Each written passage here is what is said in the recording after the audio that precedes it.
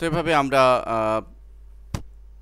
সবথিং ডিএক্সএমএল menu সফটওয়্যারটির মাধ্যমে অত্যন্ত চমৎকার মেনু তৈরি করতে পারি। আপনারা এই ধরনের অনেক টেমপ্লেট এখানে দেখতে পাবেন।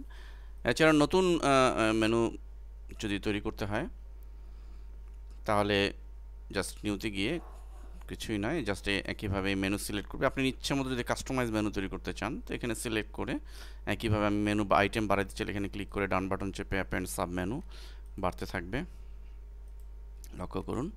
এবং জাস্ট ধরে ধরে সিলেক্ট করে করে এগুলোর নাম চেঞ্জ করতে হবে একই সিস্টেমে।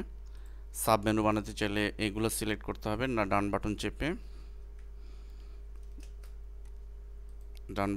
অ্যাপেন্ড সাব মেনু আইটেম এভাবে সিলেক্ট করে তাহলে সাব মেনু হবে। ক্লিক করে আমরা এটির কালার, অর্থাৎ নর্মাল অবস্থায় এই কালার, মাউস নিয়ে গেলে ইয়েলো কালার হচ্ছে দেখুন। এই যে সিএসএস যে স্টাইলগুলো, এটা আমি এখান থেকেই করতে পারবো। জাস্ট ক্লিক করে আমি চেঞ্জ করে দিলেই হবে। নর্মাল ক্লিক করে আমরা কিভাবে এটি করব দেখুন। আমরা ক্লিক করছি, করে এইখানে মূলত মেনু আইটেম এখান থেকে হাইলাইট করতে হবে। ব্যাকগ্রাউন্ড ডাবল ক্লিক করলে আমাদের ব্যাকগ্রাউন্ডের অপশনগুলো হাইলাইট হবে এখানে। নর্মাল অবস্থায় এই কালার দেখুন, আমি চাইলাম নর্মাল অবস্থায় সম্পূর্ণ ব্ল্যাকিশ থাকবে এবং মাউস ধরলে ইয়েলো হবে, তাহলে এটা দিতে হবে।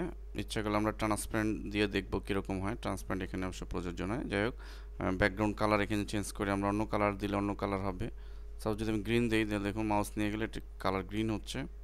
এবং প্রত্যেককে সিলেক্ট করে করে আমরা এভাবে দিতে পারবো এবং ইমেজের ইফেক্টও দিতে পারবো। মোট কথা পুরো লেআউটটি আমরা আমাদের ইচ্ছে মতো কাস্টমাইজ করে নিতে পারবো এই কমান্ডের সাহায্যে। এখানে আরও অপশন রয়েছে, এগুলো চেঞ্জ করার মাধ্যমে আমরা আমাদের ইচ্ছে মতো মেনু তৈরি করতে পারবো, যে আমাদের ওয়েবে ইউজ করে আমরা ওয়েবকে বিউটিফাই করতে পারি, আই ক্যাচিং করতে পারি। ধন্যবাদ সবাইকে।